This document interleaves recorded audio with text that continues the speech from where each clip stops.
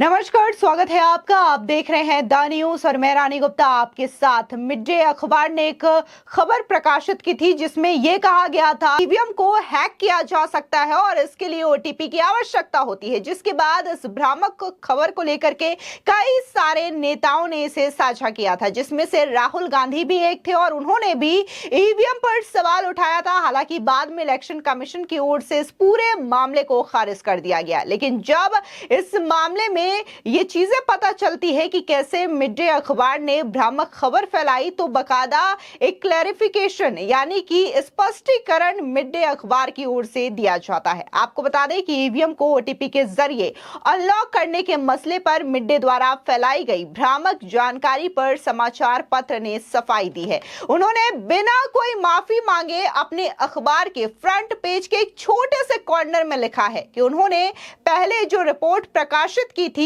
EVM को phone पर आए ओटीपी से अनलॉक किया जाता है, वो गलती थी, ऐसा नहीं हो सकता। दरअसल आपको बता दें, जो ईवीएम और ओटीपी को लेकर के खबर पब्लिश की गई थी मिड डे अखबार की ओर से, जिसे कि राहुल गांधी ने साझा किया था, इसके अलावा उद्धव गुट और तमाम विपक्षी दलों के नेताओं ने इसको लेकर के सवाल उठाया था। अब वो खबर बकायदा फ्रंट पेज में एक बड़े से कॉलम के जरिए प्रकाशित की गई थी, लेकिन ये जो मिड डे का क्लैरिफिकेशन आता है, स्पष्टीकरण आता है, वो महज एक छोटे से कोने में होता है, 3 से 4 लाइन का। अब इसको लेकर के भी सवाल उठ रहे हैं कि जब भ्रामक खबर फैलाई तो इतने बड़े पेज में जगह दिया जाता है, फ्रंट पेज पे इसे जगह दी जाती है, लेकिन जब वही क्लैरिफिकेशन देने की बारी आती है तो ना तो माफी मांगी जाती है और ना ही क्लैरिफिकेशन ऐसा लिखा जाए जिससे वो लगे कि अखबार अपनी गलती पर शर्मिंदा हो। बता दें, दरअसल मिड डे अखबार ने क्लैरिफिकेशन देते हुए कहा कि हम मानते हैं कि रविंद्र वाइकर पर छापी गई हमारी रिपोर्ट गलत थी। अखबार ने पहले पृष्ठ पर क्लैरिफिकेशन पब्लिश किया है। बता दें, मिड डे अखबार की इस खबर के आधार पर विपक्ष के कई नेताओं ने ईवीएम पर सवाल उठाए थे।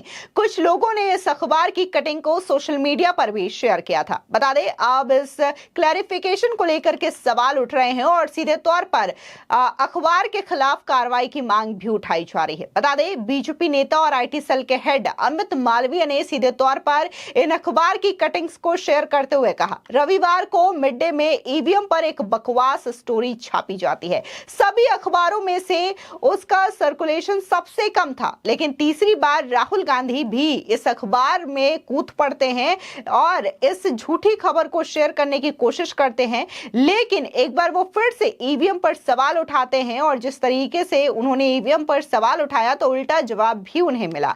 इस बीच बीजेपी नेता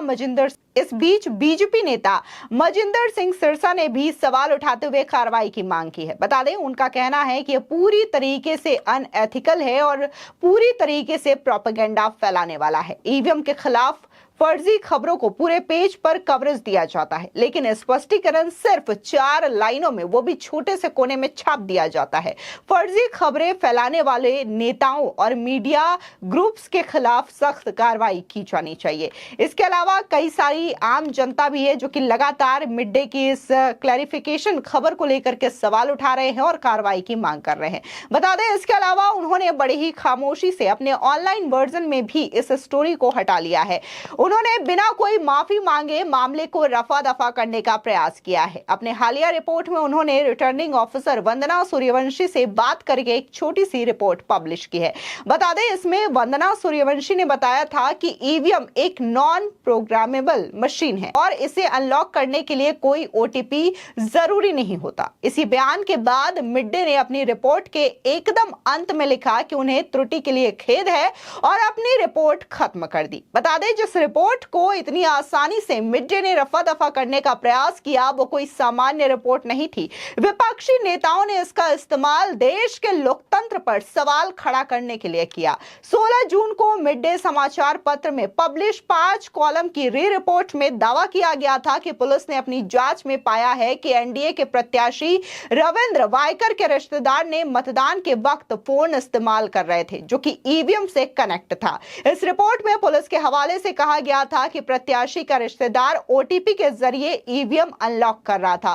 पुलिस उसका फोन फॉरेंसिक जांच को भेज चुकी है। इस रिपोर्ट के बाद राहुल गांधी ने ईवीएम की विश्वसनीयता पर सवाल खड़े करते हुए चुनावों में फ्रॉड होने की बात कही थी, साथ ही लोकतंत्र पर भी सवाल खड़े किए थे। इतना ही नहीं, राहुल गांधी के साथी अखिलेश यादव ने भी इस पर सवाल उठाया कि जो कि समाजवादी पार्टी के मुखिया हैं, सुप्रीमो हैं और उत्तर प्रदेश के पूर्व मुख्यमंत्री भी रह चुके हैं, उन्होंने भी बकायदा ईवीएम को लेकर के सवाल खड़े किए। हालांकि राहुल गांधी ने जिस तरीके से सवाल खड़े किए ईवीएम पर, इसको लेकर के बीजेपी नेत्री शाजिया इल्मी ने भी बखूबी जवाब दिया और उनका कहना यह रहा कि अगर राहुल गांधी ईवीएम पर सवाल उठा रहे हैं तो उन्हें अपनी जीत पर भी भरोसा नहीं होना चाहिए, क्योंकि वो वायनाड और रायबरेली से जीते हैं और सीधे तौर पर जिस ईवीएम को वो ब्लैक बॉक्स बता रहे हैं तो इसी ईवीएम से वो भी जीते हैं, तो उन्हें तो फिर इसको मानना ही नहीं चाहिए, इस पर विश्वास ही नहीं करना चाहिए। सुनिए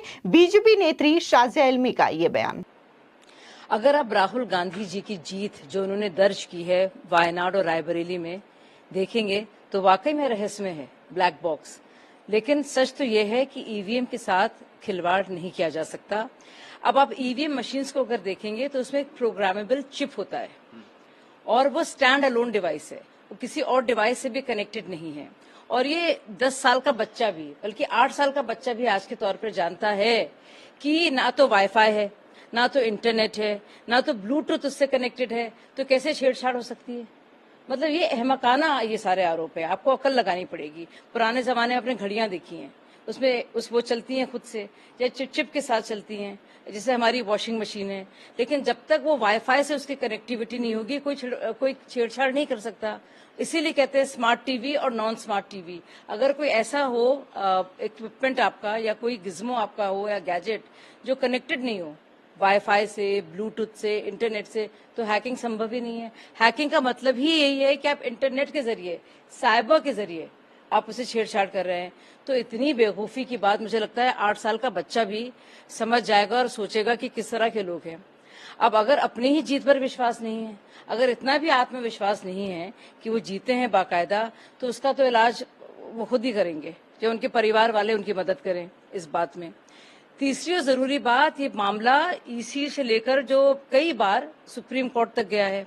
सुप्रीम कोर्ट ने बाकायदा 450 पन्ने की एफिडेविट पढ़ने के बाद बाकायदा जवाब दिया। प्रशांत भूषण से कहा भी कि ये संभव नहीं है।